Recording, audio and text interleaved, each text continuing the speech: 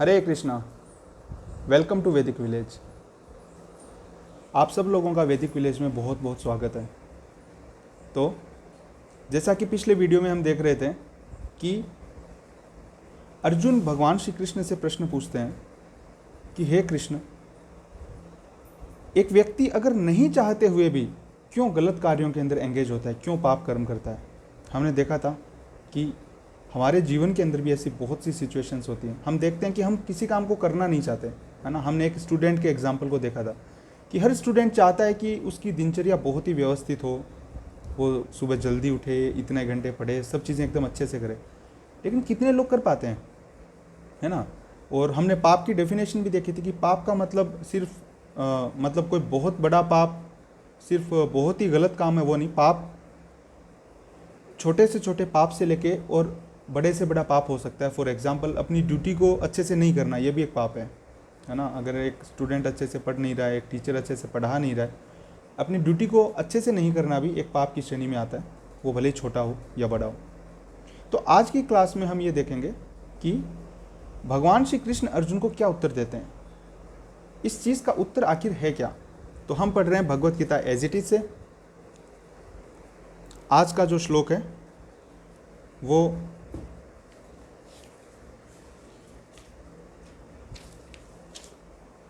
तीसरा जो अध्याय है उसका 37वां श्लोक है। जब अर्जुन ने कल पूछा था, अथ केन प्रयुक्तोयम पापम चरति पुरुषः अनिच्छन् अपि वार्ष्णेय बलादिव नियोजिता। ऐसा क्यों लग रहा है कि अंदर से कोई फोर्स काम कर रहा है, हे कृष्ण। किसी व्यक्ति को ऐसा क्यों होता है कि बलपूर्वक वो कुछ गलत काम कर देता है ना चाहते हुए भी। आज का जो श्लोक है 37वां श्लोक, श्री भगवान वाचा, भगवान श्री कृष्ण अर्जुन को उत्तर दे रहे हैं। काम एषा क्रोध एषा रजो गुण समुद्भवा महाशनो महापापमा विद्धिन एनम इह वेरिनाम। तो translation and purport by his divine grace AC भक्ति वेदांत स्वामी शीला प्रभुपाद की जय।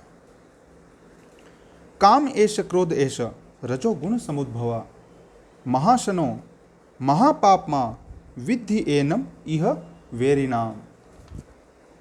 The blessed Lord said, it is lust only, Arjun, which is born of contact with the material modes of passion and later transformed into wrath, and which is the all-devouring sinful enemy of this world. भगवान बताते हैं कि अर्जुन, ये सिर्फ lust है, जो कि इस प्रकृति के 3 गुण होते हैं, सतोगुण, रजोगुण और तमोगुण। उसमें से जो मोड ऑफ पैशन है, रजोगुण जो है, उसके टच में आने से, उसके संपर्क में आने से हमारे अंदर ये लस्ट पैदा होती है। और ये जो लस्ट है, यही मेन रीज़न है किस चीज़ का, जितने भी सिंफुल एक्टिविटीज़ में कोई आदमी लिप्त होता है। भगवान बताते हैं कि later it transforms into wrath. ये जो लस्ट है बाद में बहुत ही एंगर, बहुत ही गुस्से के अंदर, रैथ के अंदर परिवर्तित हो जाता है। और वो all devouring sinful enemy of this world. All devouring मतलब जो सब कुछ खा जाता है, डेवावर मतलब सब कुछ खा जाना, है ना, पूरे तरीके से एकदम ही फिनिश कर देता है कोई किसी को, तो उसको डेवावर करना बोलते हैं। सो ऑल डेवावरिंग सिंफुल एनिमी, सबसे खतरनाक दुश्मन है जो सब कुछ खा जाता है इस दुनिया का। और वो दुश्मन क्या है? लस्ट। लस्ट वो रीज़न है जिसकी वजह से एक व्यक्ति ना चाहते हुए भी उन कार्यों के अंदर लिप्त होता है जो कि सिंफुल हैं। श्रीला प्रभुपाद परपट में बताते हैं, when a living entity comes in contact with the material creation, his eternal love for Krishna is transformed into lust in association with the modes of passion. क्या होता है, जब हम जो मटेरियल नेचर है उसके कॉन्टेक्ट में आते हैं तो हमारा जो लव है ना, ओरिजिनली हम भगवान श्री कृष्ण को प्यार करते हैं स्पिरिचुअल वर्ल्ड के अंदर। जीवेर स्वरूप होए नित्य कृष्णदास। तो ये जो भगवान से प्रेम हमारा है, जैसे ही हम इच्छा और द्वेष की वजह से, इच्छा द्वेष समुत्थेन द्वंद्व मोहेन भारता, इच्छा और द्वेष की वजह से हम जैसे ही इस भौतिक प्रकृति के कांटेक्ट में आते हैं, उसी समय हमारा जो प्यार है ना, हम इस जो भौतिक जगत में कहते रहते हैं ना, एक दूसरे से लड़का लड़की सब एकदम कहते रहते हैं आई लव यू, बहुत प्यार करते हैं। एक्चुअली वो बहुत ही परवर्टेड फॉर्म है ना। लव का शायद असल में प्यार क्या होता है वो तो हम जानते तक भी नहीं है। एक्चुअली हम जानते हैं, बट क्योंकि हमारी जो ओरिजिनल चेतना कवर हुई है इसलिए हम भूल गए हैं उस चीज़ को, असली लव क्या है। तो वो जो लव है जिसको हम एक्सपीरियंस कर रहे थे स्पिरिचुअल वर्ल्ड के अंदर, वो लस्ट के अंदर ट्रांसफॉर्म हो जाता है। लव के अंदर बेसिक जो एक हम डिफरेंस देख सकते हैं वो ये है कि लव के अंदर कभी भी खुद को सेटिस्फाई करने की इच्छा नहीं होती है ना। लव का जो मोटिव है वो कभी भी ये नहीं होता है कि मैं खुद को प्रसन्न कर लूँ। लव के अंदर सिर्फ और सिर्फ ज़्यादा से ज़्यादा देने की इच्छा होती है। जिसको बिलव्ड है उसको ज़्यादा से ज़्यादा प्यार करने की इच्छा होती है।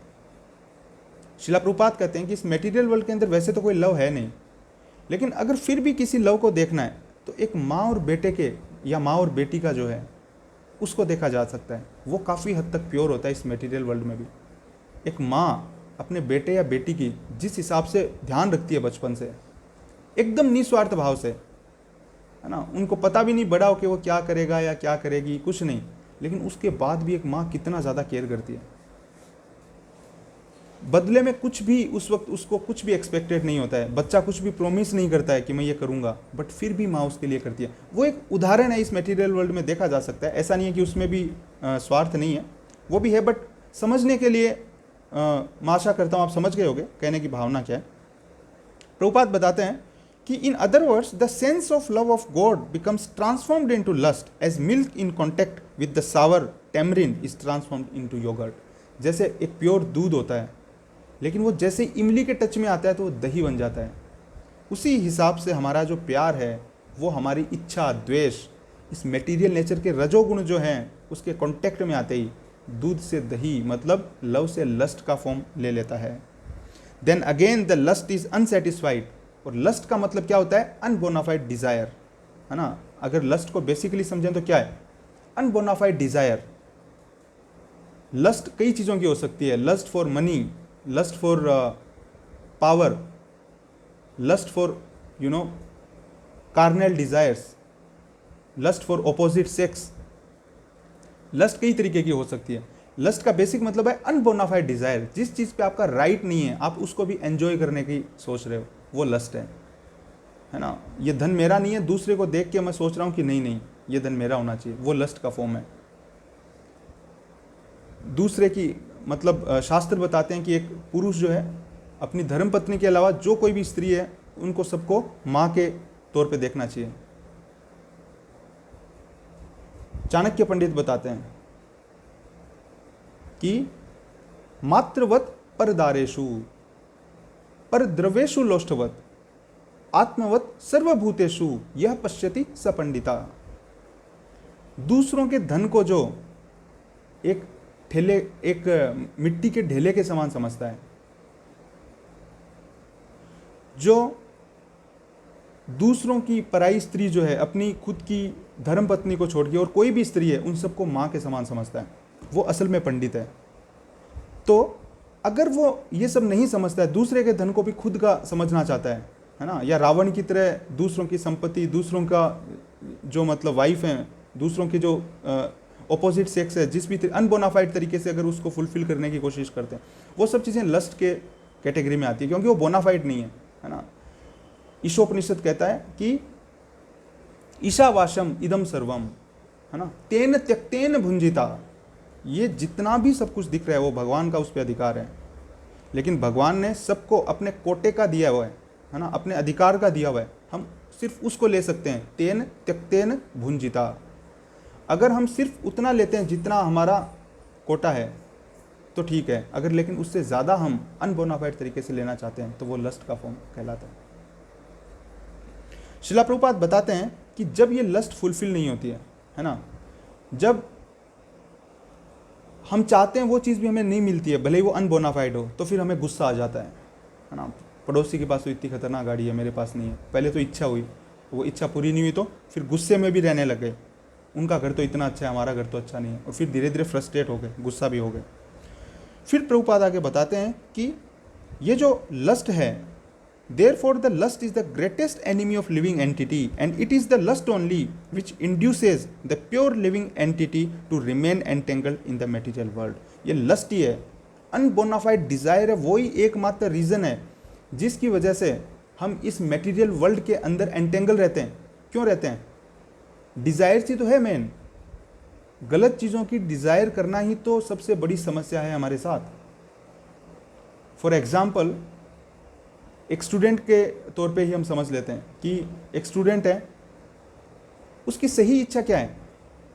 समय से सुबह उठे, भगवान की आरती करे, भगवान का ध्यान करे, उसके बाद अपनी पढ़ाई करे, है ना, माता पिता जो कहें उस हिसाब से काम करे, थोड़ा जो भी युक्ताहार विहार से, ठीक है, थोड़ा बहुत जो खेलना है, मतलब एक बैलेंस्ड लाइफ जिए, है ना. लेकिन होता क्या है? Mobile distraction. मोबाइल सबसे बड़ा डिस्ट्रैक्शन है हम स्टूडेंट्स के लिए आजकल. तो ना चाहते हुए भी हम इसकी तरफ खींचे हुए चले जाते हैं. ठीक है, जैसे शिला प्रभुपाद बता रहे हैं यहाँ पे कि हम एंटेंगल हो जाते हैं. कैसे एंटेंगल हो जाते हैं? हमारा गोल कुछ और था, लेकिन हमारी डिज़ायर कुछ और है, वो अनबोनाफाइड है और हम उसको पूरा करना चाह रहे हैं. और इनफैक्ट माँ बाप नहीं भी देते हैं तो हम गुस्सा हो जाते हैं, कैसे नहीं दिया मोबाइल, मेरे को तो ये चाहिए था, है ना. लस्ट अगर फुलफिल नहीं हुई तो हम गुस्सा हो जाते हैं. और जब तक हम लस्ट करते रहेंगे, गलत चीज़ों की डिज़ायर करते रहेंगे, तब तक तो एंटेंगल रहना ही है ना, क्योंकि तब तक डिज़ायर बढ़ती जाएंगी. डिज़ायर कभी कम नहीं होती इस दुनिया के अंदर. तो आज एक चीज़ छोटी सी पूरी हुई, फिर मोबाइल जैसे दुनिया में घुसे तो डिज़ायर कैसे पूरी होगी? ये वीडियो देख लिया यूट्यूब पे, फिर वो देख लिया, ये देख लिया, ये देख लिया, ये भी, वो भी, वो भी, एकदम इतने में इंडिया पाकिस्तान का मैच आ गया. चीज़ें ख़त्म नहीं होती हैं, एंडलेस है. तो उसी हिसाब से ये लस्ट जो है वो सबसे बड़ा एनिमी बन जाता है. और इस लस्ट की वजह से ही एक इंसान फोर्स हो जाता है, जैसे कि अंदर से कोई एकदम फोर्स कर रहा है उसको, और वो गलत काम कर बैठता है. तो आज हमने लस्ट के बारे में जो रीज़न है वो देखा कि किस रीज़न की वजह से हम ना चाहते हुए भी चीज़ों में एंटेंगल हो जाते हैं, ना चाहते हुए भी फोर्सफुली कुछ चीज़ें कर देते हैं जो हमें नहीं करनी चाहिए. इसके ऊपर हम और आगे चर्चा करेंगे आगे के वीडियोस के अंदर. We thank you for coming into Vedic village. हम आप लोगों से रिक्वेस्ट करते हैं कि अगर आपको हमारे वीडियोस अच्छे लगते हैं तो प्लीज़ उनको लाइक कीजिए, हमारे चैनल को सब्सक्राइब कीजिए और ज़्यादा से ज़्यादा लोगों को उनके बारे में बताइए. Because this is the time to flood the whole world with this Vedic wisdom. इस दुनिया में किसी भी चीज़ की कमी नहीं है, सिर्फ एक चीज़ की कमी है, वो ये वैदिक विजडम है. तो हम आप सब लोगों से ये रिक्वेस्ट करते हैं कि आइए हम सब लोग इस वैदिक विजडम को, जो कि भारत की सबसे बड़ी एक धरोहर है, हर एक इंसान तक पहुंचाएं. फ्रेंड्स, हम ये जो Bhagavad Gita as it is है उसका लिंक भी वीडियो के डिस्क्रिप्शन में डाल देंगे. और हम आपसे रिक्वेस्ट करते हैं कि आप इन वैदिक ग्रंथों को ज़्यादा से ज़्यादा पढ़िए और उनका फ़ायदा उठाइए. We again thank you for coming into Vedic village. Hare Krishna, जय शिला प्रभुपाद.